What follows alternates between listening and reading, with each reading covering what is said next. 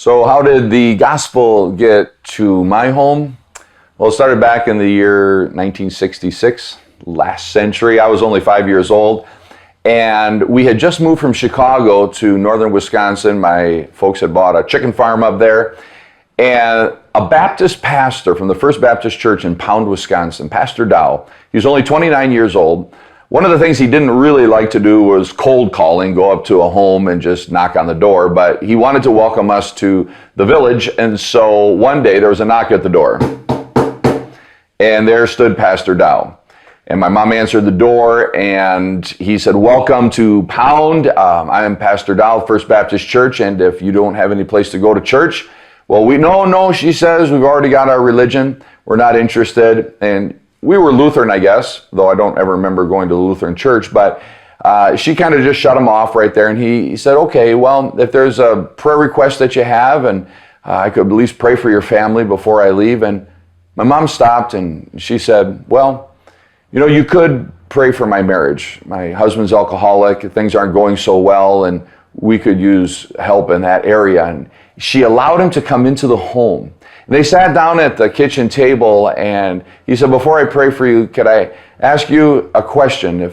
If you've ever been born again?" And my mom said, I don't know what that means."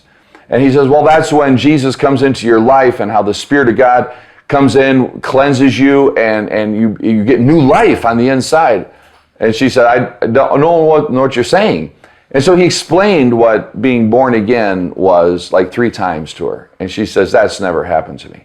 He says, "Well, would you like that to happen?" And she says, "I think I need that to happen." And so they prayed. And that day that they prayed, that's when the heavens opened up over our little farmhouse in northern Wisconsin. And the Spirit of God came down and came into the life of my mom. And she was transformed. She had a before and after experience that day. And we started going from that day forward. We're going to the Baptist church. Me and my sister and my mom. My dad wasn't going at that moment, but I remember hearing the gospel ever since I was a 5-year-old boy. I remember responding to gospel calls ever since I was 5. I didn't have my full encounter with Jesus and my born again experience until I was 17, but that just marked my life. And the story doesn't stop there, because about, I don't know, maybe 5-6 years ago, I was back in the United States, and I began to think about Pastor Dow. Is he still alive? Would I be able to contact him? And I did a search, and I found him. And I called him up on the telephone. I said, "Are you Pastor Dow?" He says, "I am." I said, "Did you used to pastor a church in northern Wisconsin in Pound?" He said, "I did. It was my first pastorate." I said, "Well, you may not remember me, but you may remember my mom. Her name was Jacob Bock." "Oh, Sonia. Oh my, was she hard to convince?" I started talking to her about he remembered the story verbatim. And then he said, I think that in my 3 years of pastoring that church, I only had one convert, and that was Sonia." I said, "Well, Pastor Dow, I'm her son.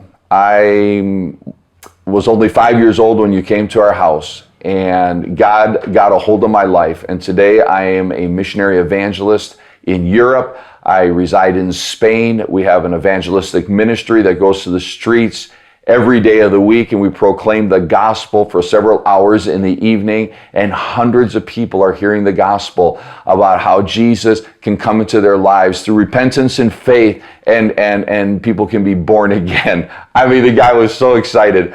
I wasn't able to see his face, but I heard him hollering to his wife, "Mary, Mary, we're in Europe now preaching the gospel."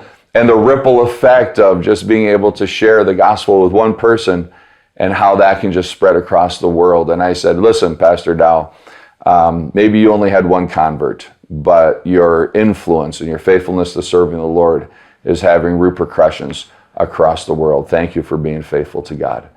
And that's how the gospel arrived in my home.